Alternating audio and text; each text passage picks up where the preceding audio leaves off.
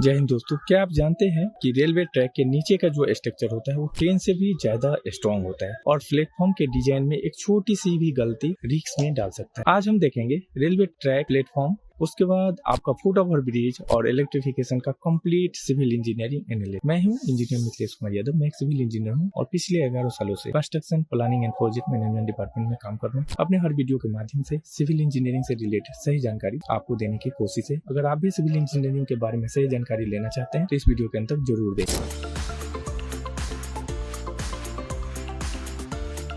Railway track structure. Railway track के 4 main component होते हैं। पहला रेल्स, दूसरा स्लीपर, तीसरा होता है आपका बलास्ट जो स्टोन चिप्स जैसा कि आप यहाँ पे देख सकते हैं, और चौथा जो होता है वो होता है फॉर्मेशन और सबग्रेड जो इसके नीचे के लेयर में डाला गया होगा। अभी हम बात करने वाले हैं रेल्स के बारे में। रेल्स में क्या होता है कि हाई कार्बन स्टील रेल्स होता है। दूसरा heavy load plus vibration absorb करने के लिए डिजाइन किया जाता है। जो ये कंक्रीट स्लीपर आप यहाँ पे देख पा रहे हैं, ये जो कंक्रीट स्लीपर होता है इसमें लोड डिस्ट्रीब्यूशन के लिए इसको प्रोवाइड किया जाता है। ट्रैक का जो एलिमेंट मेंटेन करता है। ये वुडन स्लीपर से ज्यादा ड्यूरेबल होता है। अगर आप मजबूती की बात करेंगे तो वुडन स्लीपर से काफी मजबूत होता है ये। तीसरा है बलास्ट जो स्टोन चिप्स जैसा कि आप यहाँ पे देख सकते हैं। अब स्टोन चिप्स में क्या होता है, इसके अंदर जो ड्रेनेज प्रोवाइड करता है, ट्रैक को फ्लेक्सिबिलिटी देता है, वाइब्रेशन को रिड्यूस करता है। चौथा है आपका formation of subgrade. Formation of subgrade में जो नेचुरल सॉइल है उसको कॉम्पैक्ट किया जाता है। एवरी 300 mm का लेयर होता है। पहले आपको उसको एक्सकेवेटर के थ्रू फिल करना है, उसके बाद उसके ऊपर वाटर स्प्रे करना है। एक दिन पहले करिए जब आपको कॉम्पैक्शन करना है। उसके बाद जो है आपको उसके ऊपर रोलिंग करना है। दूसरा है पूरे ट्रैक का फाउंडेशन। सिविल इंजीनियर के लिए सबसे इम्पोर्टेंट चीज होता है प्रॉपर लोड को ट्रांसफर करवाना। पार्ट 2 में रेलवे प्लेटफॉर्म का डिजाइन। प्लेटफॉर्म का जो स्टैंडर्ड डिजाइन है वो क्यों जरूरी है, क्या आप जानते हैं किस लिए जरूरी है? क्योंकि प्लेटफॉर्म का जो हाइट होता है वो 760 mm। ये जो प्लेटफॉर्म का हाइट है आप देख पा रहे होंगे, ये 760 mm से 840 mm जो इंडियन स्टैंडर्ड के लिए आपको स्टैंडर्डाइज किया गया है। दूसरा है एज पर जो टेक्टाइल टाइल्स है,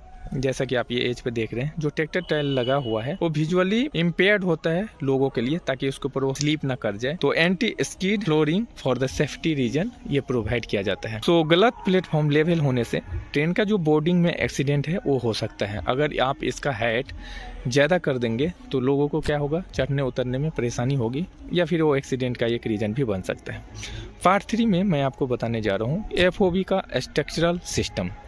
FOB का मतलब होता है फुट ओवर ब्रिज, जैसा कि आप यहाँ पे देख सकते हैं।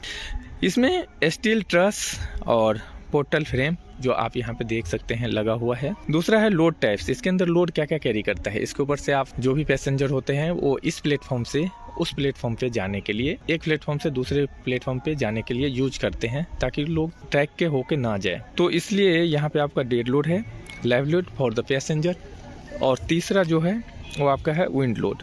तो FOB का जो मेन पर्पस होता है वो है आपका पैसेंजर का सेफ्टी, ट्रैक क्रॉसिंग अवॉइड करना और फिर क्राउड को मैनेजमेंट करना। मॉडर्न FOB में जो प्री फैब्रिकेटेड स्टील से बनता है वो फास्ट और इकोनॉमिकल होता है। पार्ट 4 में बात करेंगे overhead electrification system. Overhead electrification system में जो OHE सिस्टम कंपोनेंट है उसके अंदर मास्ट और पोल जैसा कि आप यहाँ पे देख सकते हैं वो यहाँ पे लगाया जाता है। ये कैंटिलीवर होता है, जैसा कि आप यहाँ देख सकते हैं लगा हुआ कैंटिलीवर होता है। उसके बाद जो कॉन्टैक्ट वायर है वो प्रोवाइड किया जाता है। फिर आपका सैनिटरी वायर को दिया जाता है। ट्रेन को 25 kV AC सप्लाई मिलती है और इलेक्ट्रिफिकेशन का जो क्लियरेंस है, अलाइनमेंट, वो बहुत ही क्रिटिकल होता है। सो पार्ट 5 में हम बात करेंगे सेफ्टी, ड्यूरेबिलिटी मींस मजबूती और उसके मेंटेनेंस के बारे में, जहाँ पे रेगुलर ट्रैक इंस्पेक्शन किया जाता है। ब्लास्ट का जो क्लीनिंग है, टेम्पिंग है, वो यहाँ पे मेंटेन करवाया जाता है। चौथा जो है वो है आपका एक्सपेंशन जॉइंट, जो काफी इंपॉर्टेंट होता है और आपका जॉइंट सिस्टम के लिए, और प्लेटफॉर्म का ड्रेनेज सिस्टम। सिविल इंजीनियर्स यहाँ साइलेंट हीरोज होते हैं। कंक्लूजन में आपको बताने जा रहा हूँ, जहाँ पे रेलवे प्लेटफॉर्म सिर्फ एक जगह नहीं होता है, ये इंजीनियरिंग, सेफ्टी और प्लानिंग का एक परफेक्ट एग्जाम्पल होता है।